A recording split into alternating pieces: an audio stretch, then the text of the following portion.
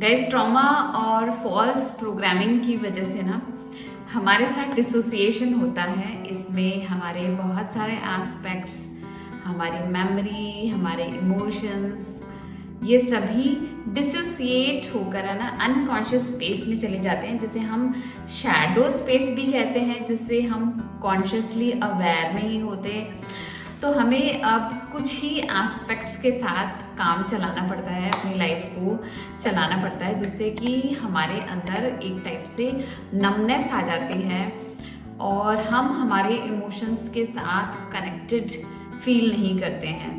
Actually ये जो aspects होते हैं हिडन तो होते हैं, हमारी कॉन्शियस अवेयरनेस में तो नहीं है ये, लेकिन इसका मतलब ये नहीं है कि एग्जिस्ट नहीं करती, एग्जिस्ट करते हैं और ये टाइम टू टाइम ट्रिगर होते रहते हैं डिफरेंट एक्सपीरियंसेस की वजह से, और ये सरफेस लेवल पर आते हैं, हमें अपॉर्चुनिटी देते हैं वापस से कि हम इनको हील कर लें।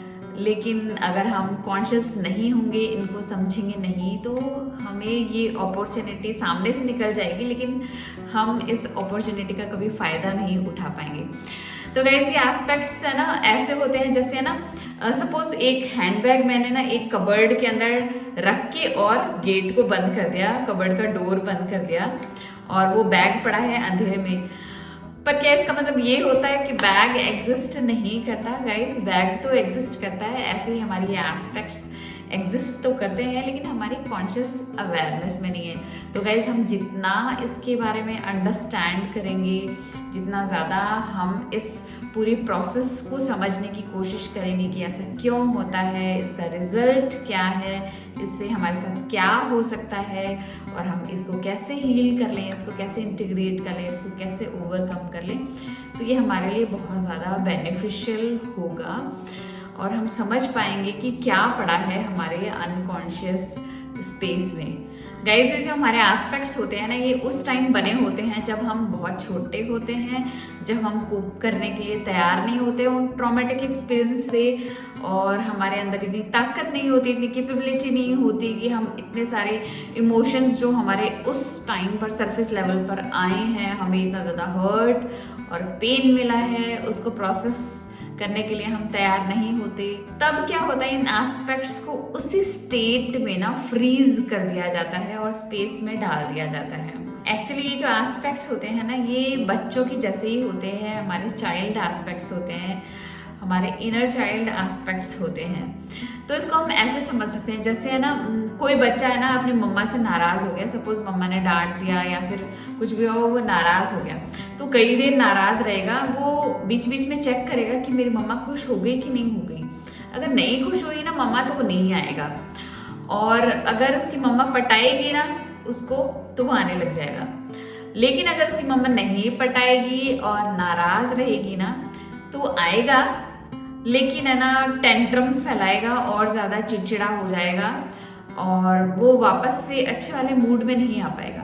गाइस, ऐसा सेम होता है हमारे इन एस्पेक्ट्स के साथ। अगर हम इनको पटाएंगे नहीं, इनको अगर समझेंगे नहीं, इनके लिए हम ओपन नहीं रहेंगे ना, तो इन एस्पेक्ट्स को हम कभी नहीं इंटीग्रेट कर पाएंगे। तो हमें बहुत ज़रूरी है इन एस्पेक्ट्स के मोटिव्स को, इनके एजेंडाज को, इनके वैल्यूज़ को, इनकी फीलिंग्स को समझना कि इनके साथ ऐसा क्या हुआ था, क्यों हुआ था, और हम अगर इनको एक्सेप्ट करेंगे ना, तो हम इनको इंटीग्रेट कर पाएंगे। गाइस, एक्चुअली ये जो सप्रेस करने वाली प्रोसेस है ना, जिसमें हम ये जो शैडो एस्पेक्ट्स को कंटिन्यूसली सप्रेस करते रहते हैं।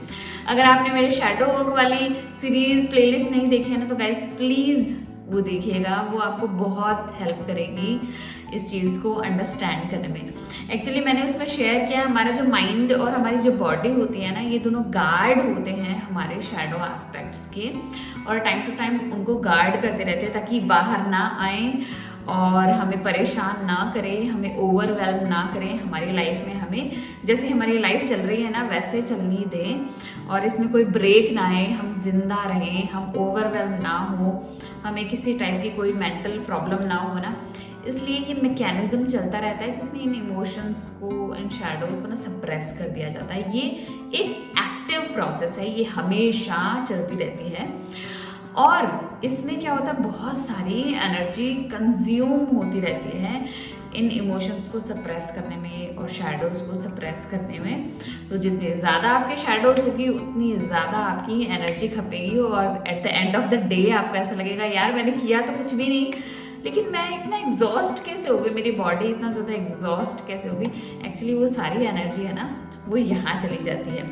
और हमारे नर्वस सिस्टम को ये भी पता है गाइज कि अगर हम हमारी लाइफ में हमेशा फाइट एंड फ्लाइट पर रहते हैं, हमेशा भागते रहते हैं कि यार टाइम कम है, ऑफिस जाना है, ऑफिस से घर आना है, घर का काम करना है, या फिर ये काम पूरा करना है, वो काम पूरा करना है, हम हमेशा फाइट एंड फ्लाइट में रहते हैं।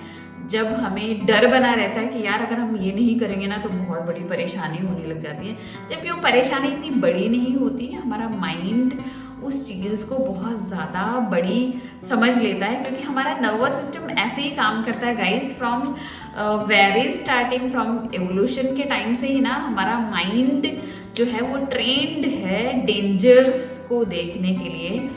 डेंजर्स को वो समझ सकता है, क्योंकि डेंजर हमारे लिए एक्चुअली बहुत ज़्यादा डेंजरस थे जब हमें ना बहुत ज़्यादा खतरा था मरने का, है ना। तो हमारा माइंड ट्रेन है कि हर चीज़ में डेंजर ढूंढने के लिए। तो एक्चुअली सेम ऐसा आज तक होता आ रहा है। ये जो ट्रेनिंग है ना इवोल्यूशन के टाइम की, ये बहुत ज़्यादा डीप ट्रेनिंग है। ये इसके लिए जो हमारे न्यूरल पाथवेज है ना, बहुत ज़्यादा I can say deep neural pathway बने हुए हैं, जिससे कि ना हम हट नहीं सकते, क्योंकि हमारी बहुत ज़्यादा प्रोग्रामिंग इसी चीज़ की हो चुकी है हमारे माइंड की, कि वो हर चीज़ में डेंजर ही ढूंढता रहता है। कभी हैप्पीनेस, प्लेजर, जॉय नहीं ढूंढता है, हमेशा डेंजर ही ढूंढता रहता है। तो अगर हमें छोटी छोटी चीज़ों में हमेशा डेंजर फील होता रहेगा ना कि यार ये काम कंप्लीट नहीं किया ना तो मैं 10 मिनट लेट हो जाऊंगी, और वहाँ पर जाकर कोई मुझे ये कह देगा, अगर किसी के शब्दों का मुझे इतना ज़्यादा डर बना हुआ है ना, तो एक्चुअली हम फाइट एंड फ्लाइट में चल रहे हैं। और जब तक हमारा नर्वस सिस्टम ये नहीं समझेगा कि हम अब सेफ हैं, तब तक है ना वो हमें वो सारी अपॉर्चुनिटीज़ नहीं देगा जब हम इन सप्रेस्ड इमोशंस को, सप्रेस्ड जो एस्पेक्ट्स हैं उनको प्रोसेस कर सकते हैं। जब तक हम फाइट एंड फ्लाइट में रहेंगे कभी भी हमें अपॉर्चुनिटी नहीं मिलेगी हील करने के लिए। तो सबसे पहली और सबसे इम्पॉर्टेंट चीज़ है safety. Hi guys, welcome to my channel healing process. मेरा नाम है सुमन और अपने इस चैनल पर मैं एनर्जी से रिलेटेड, रिलेशनशिप से रिलेटेड और इनर प्रैक्टिसेस से रिलेटेड कंटेंट शेयर करती हूँ। गाइस, अगर आपको मेरे वीडियोस पसंद आते हैं, मेरा काम पसंद आता है ना, मेरे चैनल को प्लीज़ सब्सक्राइब कीजिएगा, मेरे वीडियोस को लाइक कीजिएगा। अगर आप कोई भी इशू फेस कर रहे हैं अपने लाइफ के किसी भी एरिया में, या आपको किसी भी टाइप की क्वेरी है, तो प्लीज़ कमेंट बॉक्स में ज़रूर डालिएगा। आई विल सी मैं आपकी कैसे हेल्प कर सकती हूँ। और चलिए स्टार्ट करते हैं आज का video. Basic need to heal is safety. तो गाइस, सेफ्टी के लिए ना हमें एक कंटेनर बनाना पड़ेगा और एक टाइम और स्पेस हमें डेजिग्नेट करना पड़ेगा हील करने के लिए। तो हमें फर्स्ट ऑफ ऑल ये सोचना है कि मैं कैसे सेफ फील कर सकती हूँ, मैं ऐसा क्या करूँ कि मैं सेफ्टी फील कर सकूँ। क्या मैं किसी से बात कर सकती हूँ कि मैं क्यों इतना अनसेफ फील कर रही हूँ, क्योंकि कई बार अगर हम कई चीज़ें वॉमिट आउट कर देते हैं उससे भी हमें हेल्प करती है। ये डिपेंड करता है पर्सन टू पर्सन कि आपको क्या चीज़ हेल्प कर सकती है। मैं ऐसा क्या करूँ अपनी लाइफ में जिससे मुझे थोड़ा सेंस ऑफ सेफ्टी फील हो। क्या अपने टास्क्स को मैं रीओरिएंट कर सकती हूँ, क्या मैं उन टास्क को पहले कर सकती हूँ जो सबसे ज़्यादा इम्पॉर्टेंट है, रेदर कि जो सिंपल से वर्क हैं अगर जिनको नहीं करूँ तो भी काम चलता है। क्या अपने टास्क को मैं प्रायोरिटाइज कर सकती हूँ, क्या इम्पॉर्टेंट है फर्स्ट उनको करूँ, और जो इम्पॉर्टेंट नहीं है उनको कुछ टाइम के लिए स्किप कर दूँ, ताकि मुझे भी टाइम मिले थोड़ा सा हील करने के लिए। क्योंकि टाइम हमें चाहिए ताकि हम खुद को रीओरिएंट कर सके फ्रॉम आउटसाइड इन। पहले अगर हम खुद को सेफ फील कराएंगे, खुद को हील करेंगे ना, तब हम दूसरों की मदद कर सकते हैं। तो हमें ये रीओरिएंटेशन इनसाइड करना है, तो इसके लिए हमें थोड़ा सा टाइम ज़रूर निकालना पड़ेगा। स्ट्रेसफुल काम जितना हो सके अवॉइड कर दीजिए। अगर सोशल मीडिया आप अवॉइड करना चाहते हैं, जो आपकी हेल्प नहीं करता, आपके स्ट्रेस को बढ़ाता है, उसको अवॉइड कर दीजिए। नेचर में जाना स्टार्ट कर दीजिए। नेचर हमारी बहुत हेल्प करता है हील करने के लिए, क्योंकि नेचर में जाते ही हमारी ग्राउंडिंग स्टार्ट हो जाती है। ग्राउंडिंग इज़ कि जितने भी हमारे नेगेटिव इमोशंस होते हैं, जितना भी हमारा स्ट्रेस है ना, वो अपने आप ग्राउंड में जाने लग जाता है।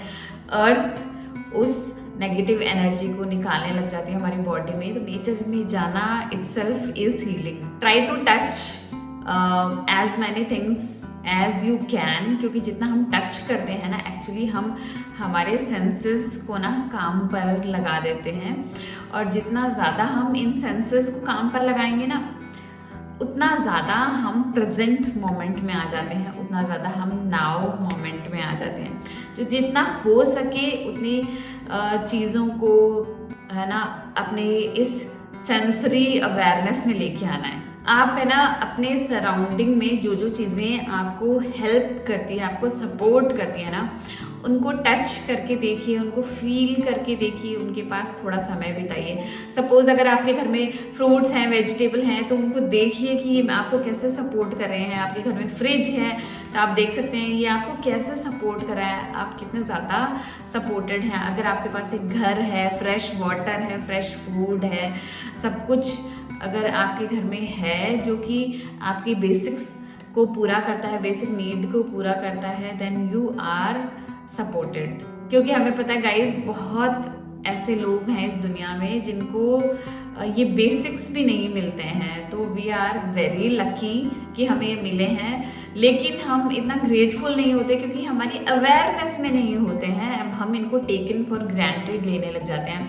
तो गाइस, जितना हम इन सेंसेस से टच करके देखेंगे, स्मेल करके देखेंगे, फील करके देखेंगे ना, उतना ज़्यादा ये वापस से हमारी अवेयरनेस में आ जाएंगे। गाइस, कोशिश कीजिए ये नोटिस करने का कि आप कितना ज़्यादा सपोर्टेड हैं by nature, by people, by organisation, by our government, और कैसे आपके नर्वस सिस्टम ने उस टाइम कोप कर लिया, कैसे आपकी बॉडी ने किसी ऐसे टाइम पर जहाँ पर कि आपको परेशानी थी वहाँ पर कोप कर लिया। तो ऐसे ऐसे सिचुएशन को याद करना स्टार्ट कीजिए जब आपके साथ बुरा हुआ था, पर एक्चुअली आपको बहुत सारा सपोर्ट मिला था। फॉर एग्जाम्पल गाइस, मेरे साथ एक बार ऐसा हुआ था कि मैं ऑफिस से लंच पे घर आ रही थी, क्योंकि मेरी बेटी है ना बहुत छोटी थी उस टाइम, तो मैं लंच में आती थी उससे मिलने के लिए, उसको खाना खिलाने के लिए, उसको देखने के लिए। तो एक्चुअली एक टैक्सी से ना मेरा एक्सीडेंट हो गया। उन्होंने थोड़ा गलत तरीके से मोड़ा और मेरी स्कूटी से टक्कर हो गई और मैं स्लिप हो गई और मुझे बहुत बुरी चोट लगी। तो उस समय गाइस हुआ तो मेरे साथ बहुत ज़्यादा बुरा था। मुझे 4 स्टिचेस आए थे, बहुत ज़्यादा मतलब पेन हुआ था। बीच हाईवे पर ये एक्सीडेंट हुआ था। तो एक्चुअली तो बुरा हुआ था, लेकिन मैंने इसको बाद में रिकॉल किया ना, तो मुझे पता चला कि मुझे याद आया एक्चुअली कि एक पुलिसमैन ने ना मुझे हेल्प की थी और बहुत सारे लोगों ने मेरी हेल्प की थी, मुझे क्लिनिक तक पहुंचाया था। एक्चुअली जो टैक्सी ड्राइवर था ना, वो भी वापस से टैक्सी छोड़कर मेरे लिए वापस आया। उसने बहुत ज़्यादा मतलब उसको बुरा लगा, उसने सॉरी भी कहा। और जो क्लिनिक पर एक डॉक्टर प्रेजेंट था उस टाइम, तो उन्होंने मेरे स्टिचेस और लगा दिए। किसी ने मेरे हस्बैंड को भी कॉल किया, मेरे हस्बैंड भी आ गए। और मैंने ये भी नोटिस किया कि मैं इतना ज़्यादा ओवरवेल्म नहीं हुई, क्योंकि मे बी मेरा नर्वस सिस्टम बहुत अच्छा था, मेरी बॉडी ने भी बहुत सपोर्ट किया, क्योंकि मैं बहुत जल्दी हील हो गई। एल्स मैंने देखा है कि आपके वुंड्स को भरने में ना, छोटे छोटे वुंड्स को भरने में भी बहुत समय लग जाता है। लोगों के साथ ऐसी इंजरी भी हो जाती है जो कि बेड रिडन हो जाते हैं। वो मेरे साथ तो बीच हाईवे में भी टक्कर होकर भी मतलब बहुत बड़ी प्रॉब्लम नहीं हुई और मैं जिंदा रही। मैं बहुत ग्रेटफुल हूँ कि उस टाइम पर, है ना, मुझे इतना ज़्यादा सपोर्ट मिला। एक्चुअली गॉड ने भी इतना ज़्यादा सपोर्ट किया, क्योंकि मेरी बहुत छोटी बच्ची थी। अगर बिना माँ के क्या होता है बच्चों का आपको पता है। तो आई एम सो थैंकफुल। तो आप है ना ऐसी सिचुएशंस को ना वापस से रिकॉल कीजिए और अंडरस्टैंड कीजिए कि आपको कहाँ कहाँ से सपोर्ट मिला था। एक्चुअली हम भूल जाते हैं चीज़ों को, हम ग्रेटफुल नहीं होते, लेकिन कई बार है ना ये चीज़ें हर किसी को नहीं मिलती गाइज। तो नोटिस कीजिए क्या हुआ था आपके साथ। गाइज अगर आपके साथ कुछ भी बुरा हो जाता है ना तो आप अपना पर्सपेक्टिव चेंज करने की कोशिश कीजिए, क्योंकि अगर हम सिर्फ यही देखते रहेंगे कि हम कितना परेशान हुए हैं, कितना हमें प्रॉब्लम हुई है, कितना लॉस हमारा हुआ है, अगर हम सिर्फ यही देखते रहेंगे तो उसे कुछ नहीं मिल रहा है। It has become your past. लेकिन अगर हम हमारा पर्सपेक्टिव चेंज कर लेंगे ना तो गाइस चीज़ें अपने आप ही चेंज हो जाएगी। हम उसमें ये समझ सकते हैं कि इस लॉस, इस हर्ट के अलावा क्या हुआ था जो कि थोड़ा बेनिफिशियल था हमारे लिए, नहीं तो दूसरों के लिए भी हो सकता है। फॉर एग्जाम्पल सपोज मेरा कोई ज्वेलरी का पीस गुम हो गया, तो बहुत ये आसान है कि मैं उस पर रोऊं धोऊं और बहुत बुरा फील करूं। लेकिन अगर मैं अपना पर्सपेक्टिव थोड़ा चेंज कर लेती हूँ ना तो मैं ये समझ सकती हूँ कि वो ज्वेलरी का पीस किसी को मिला होगा। तो आई कैन प्रे कि हे भगवान वो ऐसे इंसान को मिले जिसको सबसे ज़्यादा ज़रूरत हो, और वो उस पीस को देकर है ना पैसे लेकर अपनी लाइफ की ना बहुत सारे ड्रीम्स को या फिर अपनी कुछ भी अगर छोटी भी इच्छाएं पूरी कर सकता है तो वो उसको फुलफिल कर पाए। गॉड वो उस चीज़ को ना बहुत ज़्यादा मतलब मैक्सिमम टू मैक्सिमम उसका यूटिलाइजेशन कर पाए, ताकि वो अपने लाइफ के एक्सपीरियंसेस को इन्हेंस करे अपने लिए, अपने फैमिली के लिए या किसी के लिए भी। तो इससे क्या होगा कि आपके नर्वस सिस्टम को ना बुरी चीज़ें, बुरे एक्सपीरियंसेस इतने बुरे नहीं नज़र आएंगे, इतने डेंजरस नहीं नज़र आएंगे जो कि एक्चुअली हम ओवर थिंक करके क्रिएट कर लेते हैं। तो इससे भी हमारे नर्वस सिस्टम को भी पता चलेगा कि अगर कुछ बुरा होता है तो इट्स नॉट दैट बुरा, किसी और के लिए ना बहुत सारे लोगों के लिए अच्छा भी हो रहा होता है। सो गाइज आज मैं आपको ना एक होमवर्क दे रही हूँ जिसमें आपको एक लिस्ट प्रिपेयर करनी है। Number 1 list will be of 5 people who supported you in your difficult situation। 5 ऐसे पॉइंट्स लिखने हैं जहाँ पर आपको ये ऐसा लगता हो कि यहाँ आपको नेचर सपोर्ट करती है। 5 आपको पॉइंट्स ऐसे लिखने हैं जहाँ पर आपको ऐसा लगता हो कि आपकी बॉडी फुल्ली सपोर्ट करती है आपका। और 5 ऐसे पॉइंट्स लिखने हैं जहाँ पर आपको ऐसा लगता है यूनिवर्स, गाइड्स, एंजल्स, गॉड ये आपकी हेल्प कर रहे हैं कंटिन्यूसली। अगर आप ये लिस्ट प्रिपेयर कर लेंगे ना उसके बाद आपको क्या करना है, टाइम टू टाइम इसको आई थिंक एवरी डे आपको इसको रीड करना है अलाउड। आपको ज़ोर ज़ोर से इसको रीड करना है ताकि आपके नर्वस सिस्टम को ना ये समझ में आ जाए कि आप कितना ज़्यादा सपोर्टेड हैं। एक्चुअली हम ट्रेंड होते हैं डेंजर को देखने के लिए, इसलिए हमारा नर्वस सिस्टम अगर कुछ हमें सपोर्ट मिल भी रहा है ना तो उसको नहीं समझ सकता ज़्यादा टाइम तक। अगर हम चाहते हैं कि हमारा नर्वस सिस्टम डेंजर को देखने के बजाय हमारी सेफ्टी को देखने लग जाए कि हम कितना सपोर्टेड हैं, तो हमें अपने नर्वस सिस्टम को, हमारे जो न्यूरल पाथवेज है ना इसको डीप करना है। डीप हम कर सकते हैं कोई भी चीज़ कंटिन्यूअस कर करके। तो अगर हम इस लिस्ट को रोज रीड करेंगे, इसको समझेंगे, इसको इंटरप्रेट करने की कोशिश करेंगे ना तो हमारा नर्वस सिस्टम ट्रेंड हो जाएगा डेंजर की बजाय हमारी सेफ्टी को देखने के लिए। और हम जितना ज़्यादा सेफ महसूस कराएंगे हमारे नर्वस सिस्टम को, हमारा नर्वस सिस्टम उतना ही ज़्यादा ओपन हो जाएगा, हमारे लिए सरेंडर्ड हो जाएगा। अब है ना ये वॉल धीरे धीरे डिजॉल्व होने लग जाएगी और हम हमारे जो एस्पेक्ट्स जो हमारे अनकॉन्शियस में पड़े हैं, हमारे सप्रेस्ड इमोशंस, हमारी लॉस्ट मेमोरी, हम उनको धीरे धीरे करके पिक कर पाएंगे। हमें ऐसी अलग अलग अपॉर्चुनिटीज़ मिलेगी टाइम टू टाइम जब हम इनको हील कर पाएंगे, हमारे पार्ट्स को इंटीग्रेट कर पाएंगे। गाइज ये जो सप्रेस्ड इमोशंस, ये जो सप्रेस्ड हमारे एस्पेक्ट्स हैं, इनके पीछे XYZ कुछ भी रीज़न रह सकता है। लेकिन अब हम क्योंकि पहले से ज़्यादा एक्सपीरियंस ले चुके हैं, हम ग्रो कर चुके हैं ना, तो अब ये हमारी रिस्पॉन्सिबिलिटी है कि हम इनको हील करें, हम हमारे पार्ट्स को डील करें और हमारे ये जो ट्रूथ है ना, रियल ट्रूथ, हमारी रिस्पॉन्सिबिलिटी है कि हम ट्रूथ को देखें कि एक्चुअली जो हो गया वो हो गया, but real truth is now. हम आज क्या कर सकते हैं इनको हील करने के लिए। सो गाइज, अपना होमवर्क ज़रूर कीजिएगा, मुझे कमेंट बॉक्स में ज़रूर लिखिएगा। और अगर आपको मेरा वीडियो पसंद आता है तो प्लीज़ लाइक कीजिएगा, मेरे चैनल को सब्सक्राइब कीजिएगा। मिलते हैं ऐसे इंटरेस्टिंग वीडियो में, तब तक के लिए बाय गाइज।